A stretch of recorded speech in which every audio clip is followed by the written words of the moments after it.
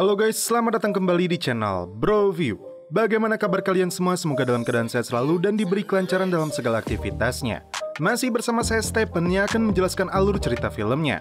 Kali ini saya akan menjelaskan alur cerita film yang berjudul Dragon. Masa lalu Liu Jinxi yang diperankan oleh Donnie Yen memang misterius. Tidak begitu jelas dari mana pria pendiam ini berasal. Yang orang tahu, Liu adalah seorang pemilik toko, punya istri dan 2 orang anak. Liu memang terlihat biasa saja, namun tidak ada yang mengira kalau Liu ternyata adalah seorang jago bela diri dengan masa lalu yang kelam. Dan bagaimanakah kisahnya? Langsung saja, sebelum masuk ke ceritanya seperti biasa, siapkan apa? Ya tentunya Kopai dan Utbray untuk menemani kalian dalam menonton alur cerita film ini. Dan sekarang kita masuk intro.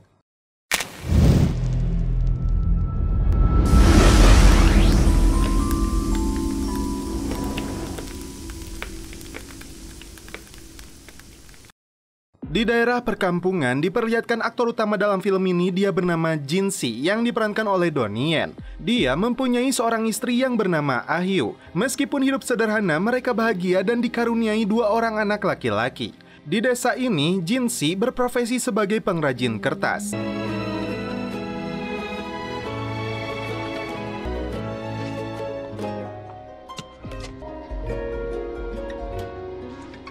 Masa lalunya terungkap saat dia sedang memasang kertas di sebuah toko kelontong milik si Abah. 2 tamu asing datang ke sebuah kedai minuman untuk menikmati segelas kopai. Dia bernama Yan Dongseng dan anak buahnya kita sebut saja si Jabrik. Mereka berdua kemudian masuk ke toko kelontong itu untuk merampok uangnya.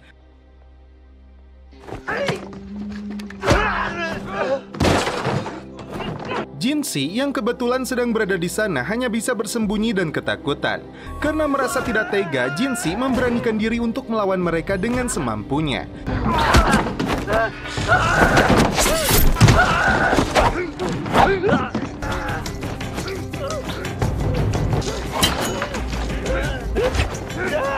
Saat si Jabrik hendak melesatkan pedang ke arah Jinxi, tak diduga telinga Yan malah menjadi sasarannya.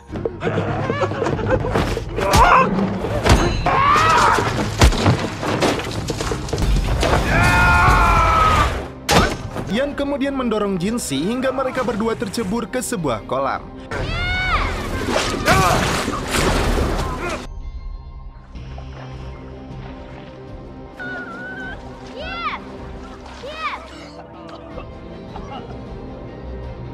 Polisi dan ahli forensik dari polsek sekitar dikirim untuk melakukan olah TKP. Anehnya, dari 2 jenazah pelaku perampokan ini, mereka tidak menemukan satupun luka fatal hingga mengakibatkan mereka berdua tewas. Agen penyidik bernama Su Baijiu menyaksikan langsung analisa dari anak buahnya itu. Di balik telinganya, Su Bai menemukan fakta bahwa Yan Dongseng adalah salah seorang dari 10 buronan kelas kakap yang mereka cari selama ini. Dia adalah otak dari berbagai kejahatan yang terjadi selama ini. Setelah polisi menjebloskannya ke dalam penjara, 3 hari kemudian dia berhasil kabur.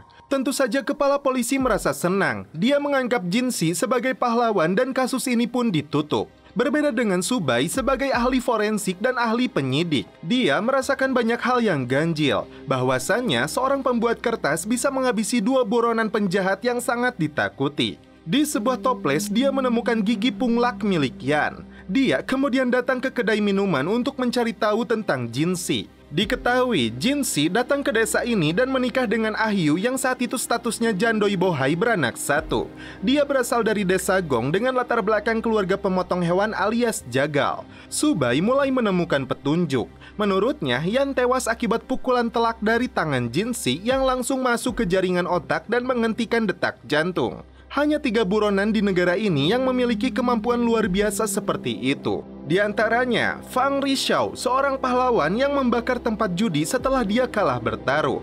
Selanjutnya, Zhao Yiguang, kolektor mata sekaligus lidah yang hobinya membunuh orang. Dan terakhir, Bu Yuan, seorang psikopat ahli pedang yang hobi menyantap korbannya sendiri. Setiap malam, Su Bai harus melakukan praktek akupuntur di bagian dada dan lehernya untuk mengendalikan luka dalam di tubuhnya. Dia sempat diracun oleh seorang bocah pencuri yang tega meracuni makanan untuknya dan orang tua angkatnya.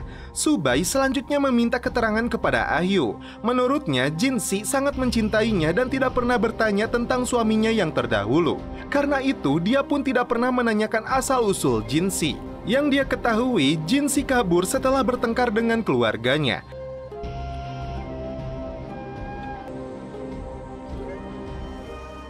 Kali ini, Subai langsung meminta keterangan dari Jinsi. Dia bertanya tentang aksinya ketika melawan dua buronan tersebut.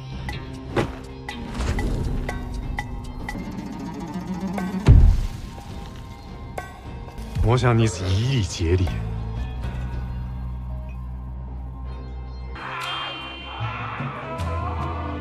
张相敌番接礼，礼乐于侯，坤精全身。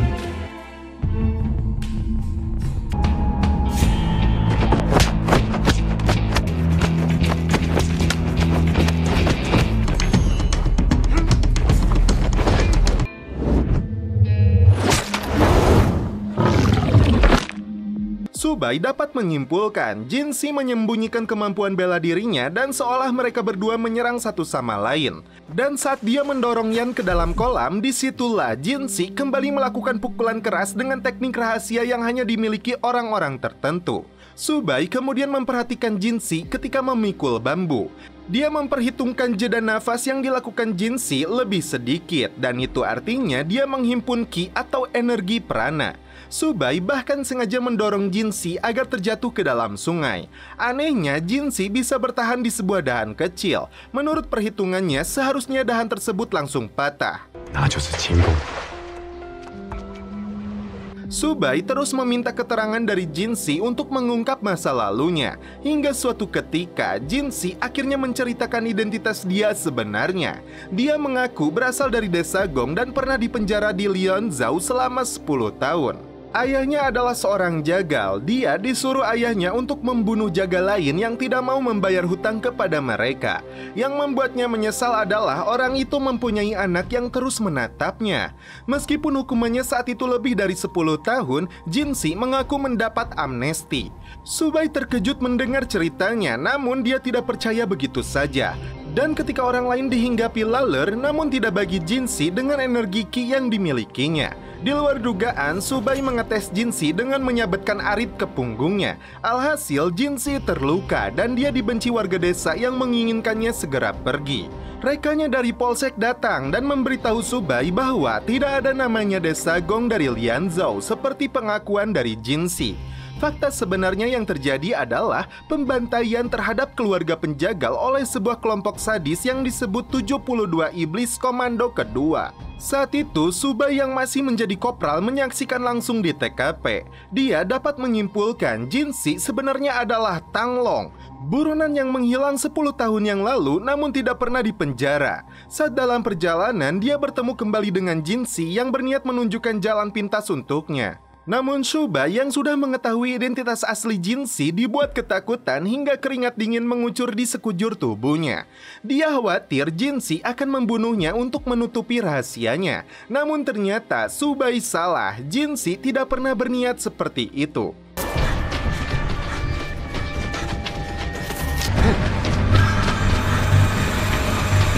Di ibu kota, dia berusaha meminta bantuan kapten dan seorang jaksa untuk menangkap Jinsi. Rupanya, sang kapten tidak peduli dengan rencana Jinsi. Seorang jaksa bahkan memintanya 20 tel untuk mengeluarkan surat tersebut.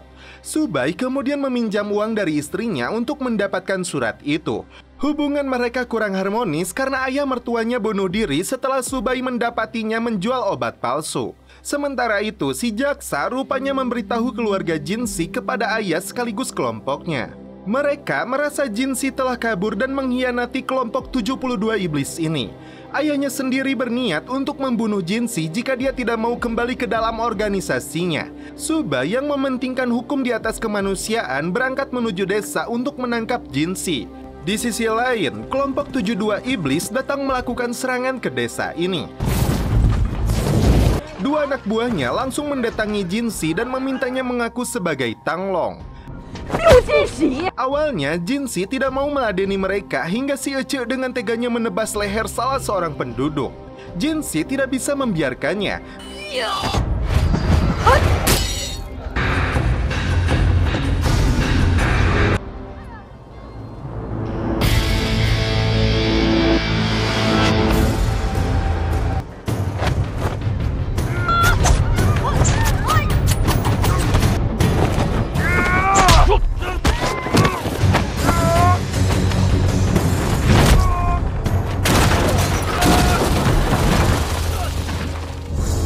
Ahyu terkejut melihat sosok asli suaminya itu yang sebelumnya dianggap sebagai pria polos.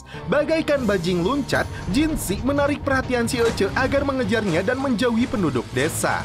Dia melompat dari satu genteng rumah ke genteng lainnya.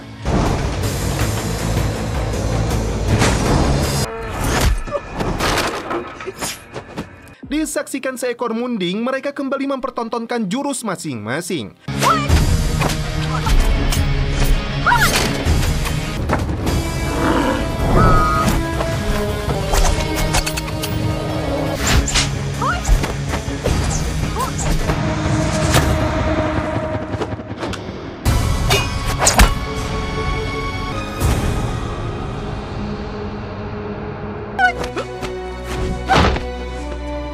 Tidak berhasil menusuk Jinsi, dia malah menusuk kerbaunya dan alhasil teman-temannya marah dan menyerang hingga dia terperosok ke dalam sungai deras.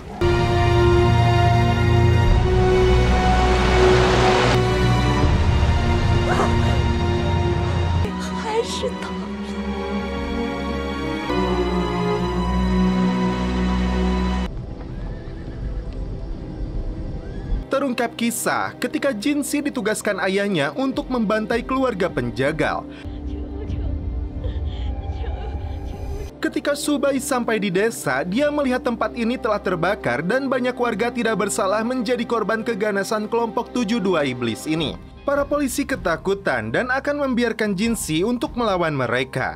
Penduduk desa termasuk keluarga Jinsi memilih mengungsi karena mereka khawatir para penjahat itu akan datang kembali.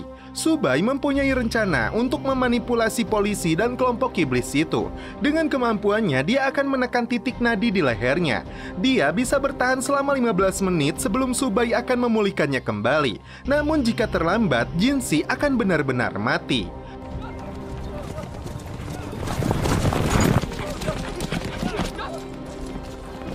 Saat kelompok iblis mengecek, mereka mempercayai Jinsi telah tewas, namun mereka tidak kunjung pergi.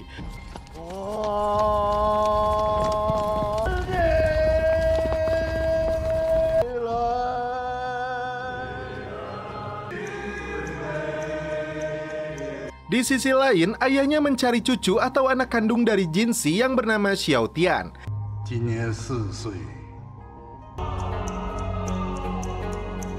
Setelah 15 menit berlalu, tidak ada pilihan bagi Subai. Dia harus menghidupkan kembali Jinsi. Dia pun berhasil siuman kembali.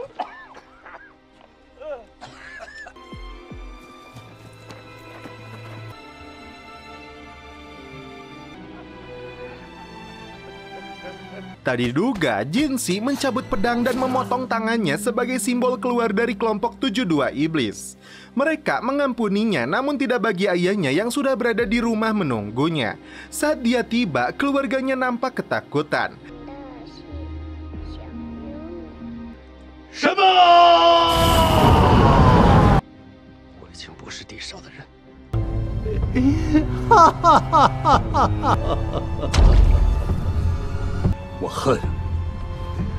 Jika Jinsi tetap mau keluar dari organisasi itu, maka anaknya yang harus menjadi tumbal.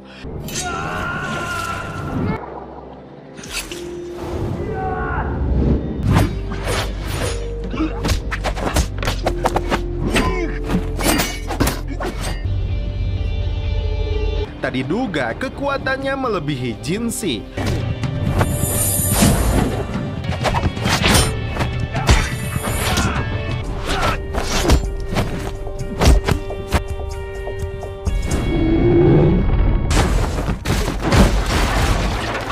Mengetahui hal itu, Subai masuk melalui kolong rumah dan menusukkan jarum di kakinya untuk menghentikan aliran ki. Bahkan dia kembali menusuk bagian lehernya.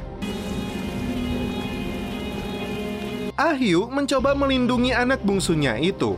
Jinsi kembali bangkit untuk melawan keganasan ayahnya. Kini dia sudah tidak kebal lagi. Pedang itu bisa melukainya.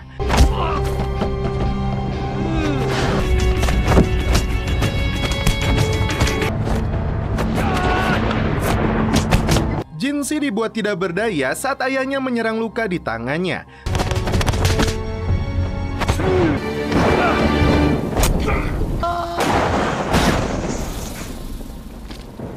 Suba yang memang sudah memiliki penyakit dalam, dia terkena pukulan dan akhirnya harus menghembuskan nafas terakhirnya di depan Jinshi.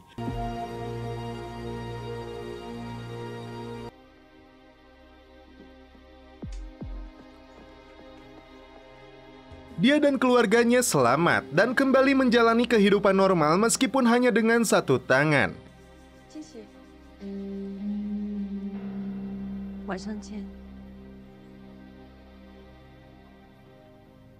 Dan setelah itu film pun berakhir.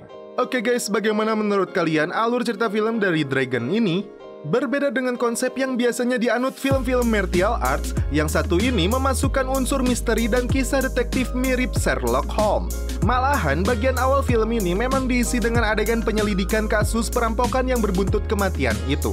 Donnie Yen mampu memerankan karakter Liu Jinshi yang kompleks dengan baik. Dari sisi koreografi tarung, Donnie Yen jelas tahu persis bagaimana membuat adegan yang membuat lidah berdecak kagum. Dan tidak lupa juga kita kembali ke slogan Broview, apapun filmnya, minumnya tetap Kopai.